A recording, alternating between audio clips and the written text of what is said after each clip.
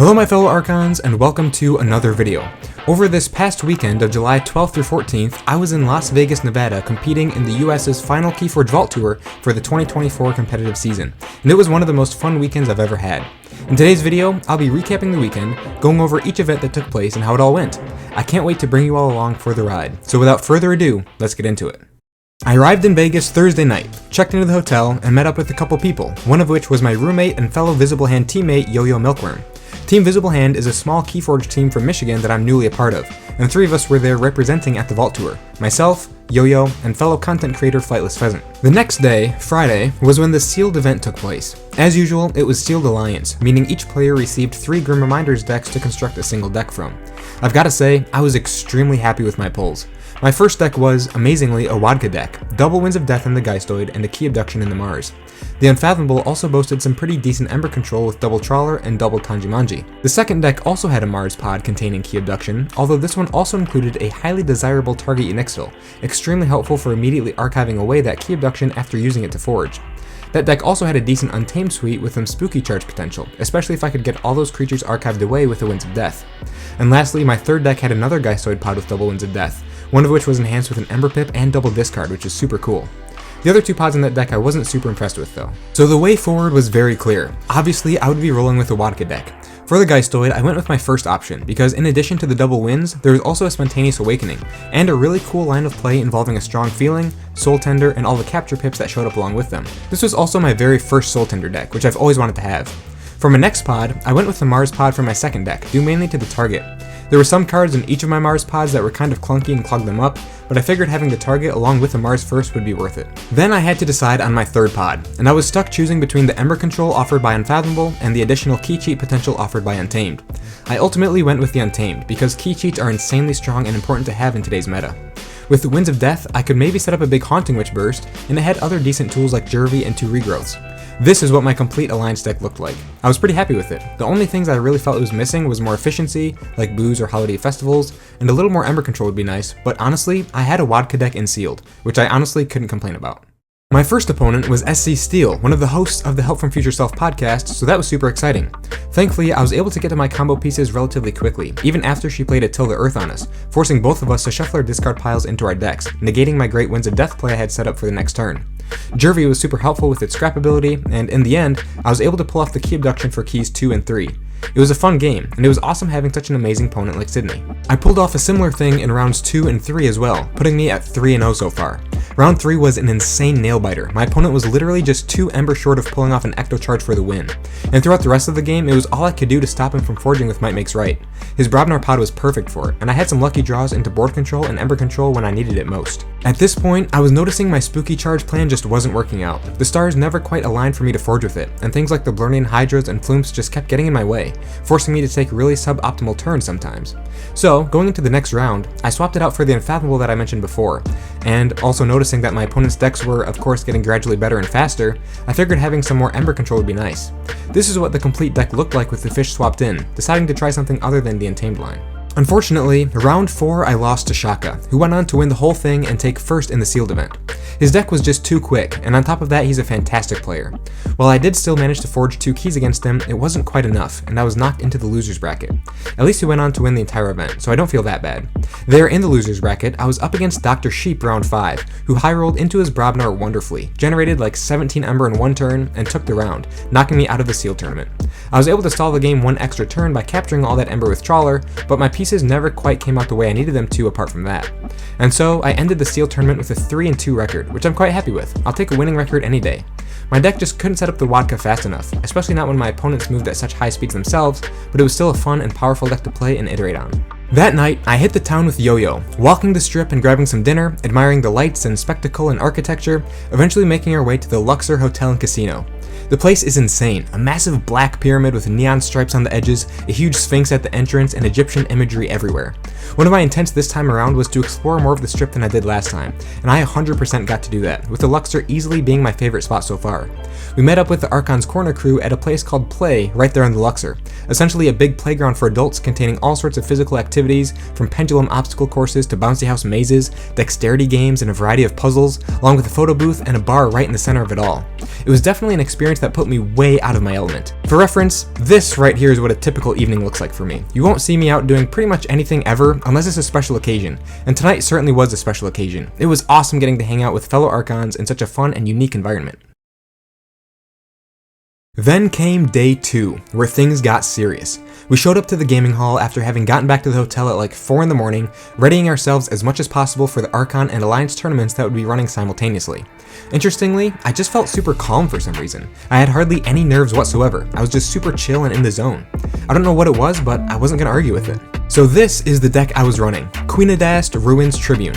It's 104 SAS and recently took the top spot in a massive solo tournament I did with like 80 of my decks, so I knew it was a pretty solid deck. It has tons of board control, as you can tell with the triple winds, the Jark, Berserker Slam, etc., though it's a little lighter on the Ember control, its most noticeable cards in that area being Burn the Stockpile and Hypnotic Command with 6 Mars creatures. It has a couple Snippies and a Tangler, great for scrapping to discard pips or the terrible teammates, a Recklessness and a couple Soul Bombs, 2 Mars Firsts, 2 targets, and an all-important Ecto Charge. We'll get to just how important that Ecto Charge is as we go on here, but let's just say that I'm so happy it's in my deck. But yeah, Queen is pretty darn strong, but doesn't have any of the ultra degenerate stuff seen in a lot of other decks, like Dr. X Rule of 6 shenanigans or Wadka or anything like that. Even so, I've done a ton of practice with this deck, and it fared pretty well against a lot of stuff, even some top 8 lists from past Vault Tours.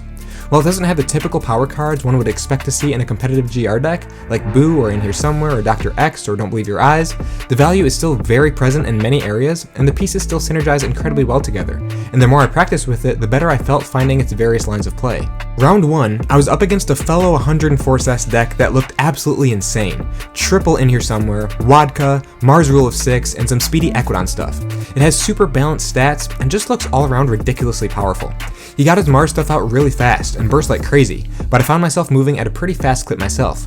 I was able to counter his Mars board with a Soul Bomb I had dropped turn 1, and put a pretty decent dent in his burst with Burn the Stockpile. I was able to get 2 keys through, then barely walk off the 3rd key with an Ecto Charge, winning me the game and putting me at 1-0. Looking more closely at his deck later on, I was shocked I had taken down such a beast, and counted myself lucky to be walking away with the win. Round 2, I was up against a Winds of Exchange deck, wielding the Berserker token along with the Brick Nasty and some token makers there in the Brobnar, and with the Cursed Relic and the Equidon spreading some extra pips throughout the deck. His deck was pretty quick, and my opponent played around my Burn the Stockpile wonderfully for the 1st key, though once I got my Distant Void Prober out and began taxing his 2nd key, he was kinda stuck between a rock and a hard place, and decided to burst. I punished it with Burn the Stockpile, got my first couple keys through, then once again Ecto Charge for the win, putting my record at 2-0.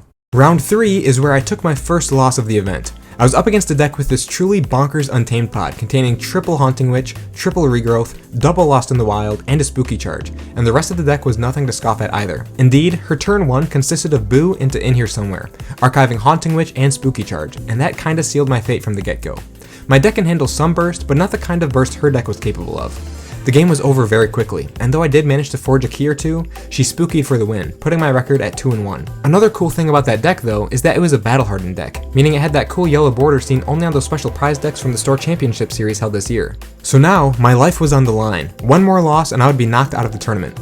Round 4, I found myself up against a really nasty looking Call of the Archons deck filled with classic Coda power cards.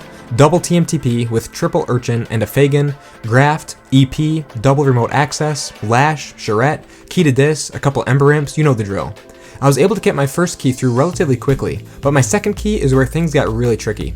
Trying to navigate 2 TMTPs along with things like Lash and plenty of other steel made it quite difficult, but I was always able to force my opponent into defense, requiring him to have an answer to what I was doing, which he pretty much always did.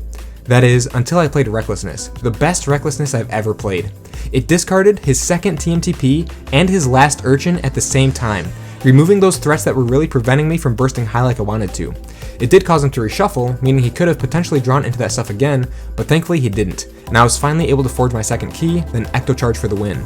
It was a very intense game, and reminded me of the sorts of predicaments good Coda could put you in. My record was now 3-1. Round 5, I was back to facing Grim Reminders, back to facing Wadka. This deck had 3 Tic-Tocs to help set it up, a pretty scary Brobnar pod, and a strong Mars as well. In this game, my Recklessness once again hit for tremendous value, removing one of his Tic-Tocs and a couple other valuable pieces from his hand, setting him back quite a bit. His combo pieces never really came together in quite the right order, so he never had the chance to wadka me, and I walked off with a 3rd key Ecto Charge for the 5th time in a row. Remember how I said I would mention Ecto again in the future? Well, this is why. Every single game I won was won off of Ecto Charge. Without it, who knows how much more time my opponents would have had to set up their combos and win instead. In fact, round 1, my opponent was checking for his 3rd key with more Ember than I could have dealt with, but Ecto stole the win for me. It's such an important and wonderful card to have in this deck, especially being able to archive it with the targets, and is a big reason why my record was now 4-1. At this point, 6 of the spots for the top 8 had been filled, and there were 4 of us with 4-1 records who now needed to play off to determine who would fill those last 2 spots. This was easily the most stressful part of the weekend for me. Whereas all day up to this point I'd felt super calm and level-headed, this is where the stress ramped way up. I was already doing infinitely better than I'd expected, and now I had a shot at making top 8? I so badly wanted that honor. I'd come into this Archon event hoping for maybe 2 wins, but here I was, 4 wins and 1 loss later with the opportunity to make top cut, a feat I've never before accomplished. And so, I sat down across from my round 6 opponent, who was piloting this disgusting behemoth of a deck. 111 sass, with a psychotic Geistoid pod containing Well of Memory, Ecto Charge, Double BR Geist, Energy Vampirism, a couple in here summers, etc.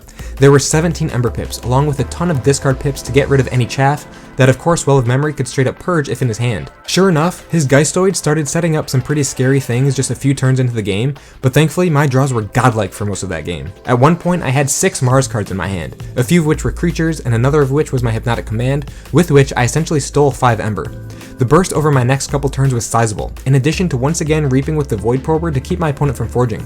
His Geistoid was doing wild things, but I was able to Ecto Charge for the win. Literally the turn before his Geistoid would have done the ultimate pop-off and probably lost me the game. It was incredibly tense all the way through, and though I won that game 3 keys to none, just one more turn and that would have been completely different. I just had everything I needed when I needed it, and his 2 copies of Recklessness actually helped me in getting to those pieces faster, funnily enough. I had done it. I had won my play-in game and reached the top 8. I was on cloud 9, so insanely hyped that I had made it to top 8 against all these insane decks. But that meant that tomorrow the competition would continue for me. This would be the first Sunday where I was actually doing something important and playing in day 2. It was wild. That night I tried to re-enter that calm mindset I'd had earlier today and prepare for the top cut. Day 3 arrived. My current record was 5-1, but honestly, I could lose my next game and I would still be ecstatic just for having made it so far. I sat down to face my top 8 opponent, Math and Love, piloting none other than the infamous Pink Fraud, a legendary coded deck with incredibly dangerous potential. To my great fortune, the obvious double Battle Fleet Key Abduction combo never went off, nor did my opponent ever really pop off with the library access. Again, my Void Prober was able to tax keys wonderfully effectively, while I continued chugging forward and setting up my Ecto Charge. Playing against Pink Fraud is so tense because you never know when it may just suddenly explode, but in this match it never did, and I was able to Ecto Charge yet again for the win, putting me at 6-1 and confirming my position in the final 4. According to my opponent after the match, he was really just 1 or 2 turns away from winning with his Mars stuff, but I was able to just get there first, and I considered it quite fortuitous that his combo never came together earlier. Another huge aspect of that game is that he played creatures at a time that I really needed him to, so I could hit a big Hypnotic Command. That play alone formed a major swing in the game. But I've gotta say, beating Pink Fraud in a top 8 setting feels like quite the achievement to have under my belt. My final 4 opponent was Captain Crispy, piloting his guaranteed Revenant Awakening deck from his GameFound pledge, so once again a deck with a cool border. The Revenant was Phantom Drummernaut in Mars, which synergizes perfectly with the rest of his Mars pod, including double Don't Believe Your Eyes, Rule of 6 Shenanigans, Replay Pod, Glimmer Spore, but no Key Abduction, which would have been the cherry on top, but it functions just fine without it. The Geistoid and Brobnar are insane as well. Speaking of Geistoid, his turn 1 play was the Island and Boo, which discarded both his in-ear somewheres. Then next turn, he pops his Island, plays Boo again, then uses his 2 IHSs to archive a bunch of his wicked Mars creatures. The rest is history. He burst like crazy, calling nothing but Mars after that, generating 12 plus Ember turn and totally wrecking me. I did at least forge a key, nearly 2 that game, but like I said before when I lost to that wild Untamed pod in round 3, my deck is equipped to deal with some burst, but not that kind of burst, especially not so early on. He had a truly god tier draw, and so my run in Archon ended at top 4 with a 6-2 record. Again, I'm truly ecstatic to have made it so far in the tournament. It was such a memorable event for me. With so many practiced, high-tier Grim Reminders decks in the field, the level of competition was at an all-time high. Heck, the average SAS of the top 8 decks was 102 SAS, an unprecedented number, and 7 out of 8 of those decks were Grim Reminders, the only outlier being Pink Fraud. Throughout the event, I was blessed with some fairly winnable matchups, a number of great draws, and a few dashes of good luck, all ingredients for a successful run in Archon. I often had answers when I needed them, and I was able to set up a consistent Key 3 Ecto Charge each game.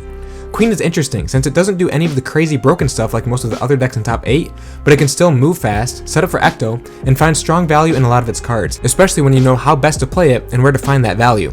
I've practiced with it a ton, and as I played, I could definitely feel that practice paying off. As far as I remember, I played pretty much flawlessly. I can't think of any mistakes I made, and that felt good. That about wraps up the event. Flaming Hobo took the championship in Archon over Captain Crispy, so congratulations to him, and also to Shaka for winning Sealed, and Random Joe for winning Alliance. This event was a truly phenomenal and historic one for me, and I'm so glad I was able to make it. And there we have it. The Vegas 2024 Vault Tour was an absolute success in so many ways, and I cannot wait for KeyForge Celebration 3 this fall. Huge shout out to the amazing community of this game, to everyone who was able to make it out to Vegas, my fellow Visible Hand teammates, the other content creators who were there, to all of my opponents, and of course to Ghost Galaxy for hosting another great Vault Tour series. Thank you all so much for watching, and I can't wait to see you all again in the next one. See you later.